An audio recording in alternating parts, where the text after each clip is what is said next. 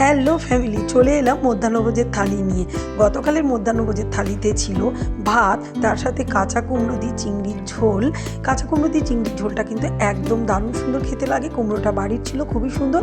আর চিংড়ি তো দু একটা কি কোনো তরকারিতে পড়লে কিন্তু তার একদম অসাধারণ টেস্ট হয়। তার সঙ্গে ছিল জ্যান্ত রুই মাছ, দেশি রুই মাছ দিয়ে ঝিঙে দিয়ে আলু দিয়ে হালকা করে ঝোল। যে কোনো জ্যান্ত মাছ দিয়ে কিন্তু এই সবজি দিয়ে ঝোলটা দারুণ লাগে। আর সমস্ত রান্নাই একদম আমি পাতলা করেছি, খুব কম মশলায়। আর সঙ্গে ছিল টক আমের টকটা একদম কম মিষ্টি দিয়ে টকটা করেছি একদম পাতলা মতো।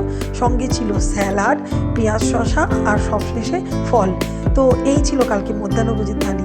গরমটা একটু যদিও কম, বৃষ্টি হয়ে সবারই একটু স্বস্তি হয়েছে, কিন্তু তাই বলে খাওয়া দাওয়া কিন্তু একদমই অনিয়ম করা যাবে না, কারণ গরম কিন্তু আবার হুট করে পড়লেই তখন সবাইকে অসুস্থ হয়ে পড়তে হবে। এটি আপনাদের কেমন লাগলো অবশ্যই জানাবেন। ভালো লাগলে লাইক, ফলো, শেয়ার করে পাশে থাকবেন। ভিডিও